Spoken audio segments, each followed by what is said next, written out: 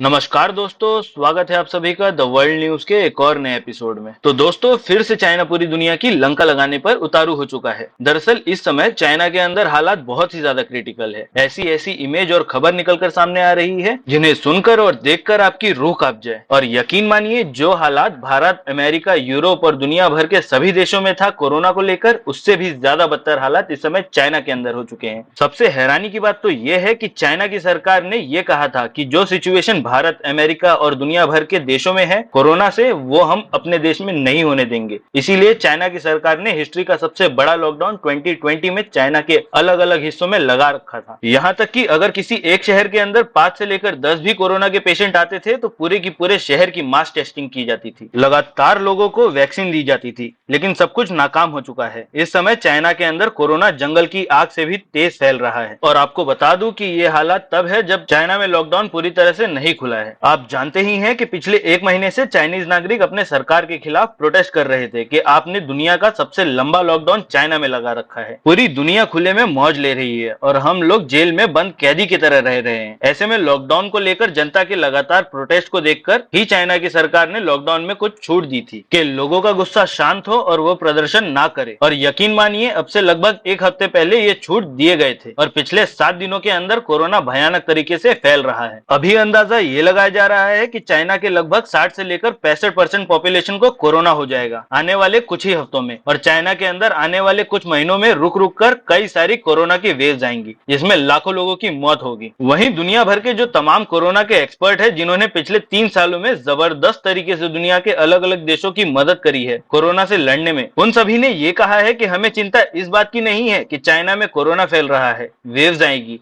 और लाखों Chinese citizens की जाने जाएगी। वो तो पिछले 3 सालों में दुनिया के हर एक देश में आई है और हर एक देश में लोगों ने अपनी जान गंवाई है। चाइना चाहे कितने भी लॉकडाउन लगा ले, कितने भी मास टेस्टिंग कर ले, उससे वो कोरोना को रोक नहीं सकता। इसलिए हमारी चिंता ये नहीं है। हमारी असल चिंता ये है कि जब इतनी बड़ी पॉपुलेशन के अंदर कोरोना फैलता है तो उसमें म्यूटेशन बहुत तेजी से होता है। मतलब कोरोना वैक्सीन के असर को कम करने के लिए अपना रूप बदलता है। और इसका सबसे बड़ा एग्जाम्पल है अफ्रीका। आप जानते ही हैं कि अब से कुछ ही समय पहले अफ्रीका के अंदर कोरोना का जो वायरस है वो म्यूटेट कर गया था, मतलब उसने अपना रूप बदल लिया था और हमें कोरोना का एक नया वेरिएंट देखने को मिला था जिसका नाम रखा गया था ओमिक्रॉन। उसने दुनिया भर में कितनी तबाही मचाई ये मुझे आपको बताने की जरूरत नहीं है, हम सभी ने उसे झेला है। दुनिया भर के साइंटिस्टों को डर यही है कि चाइना में भी ऐसा ना हो और जो कोरोना है उसका एक नया वेरिएंट ना बन जाए, क्योंकि ये दुनिया के लिए खतरनाक साबित हो सकता है। इसीलिए दुनिया भर के साइंटिस्ट और भारत सरकार ने भी ये कहा है कि लोग भीड़ भाड़ के इलाकों में जाने से बचे, मास्क लगाए रखे और हो सके तो सैनिटाइजर भी साथ रखे। हालांकि आप में से कई लोगों का ये सवाल होगा कि चाइना में ये कोरोना फैल क्यों रहा है, इसका रीजन क्या है। तो देखिए, जो चाइना में वैक्सीन बनी है उसमें दम नहीं है, वो बहुत ही घटिया और रद्दी क्वालिटी की वैक्सीन है जो बिल्कुल भी इम्यूनिटी नहीं क्रिएट करती। और दुनिया को इस बात का 2 साल पहले ही पता चल गया था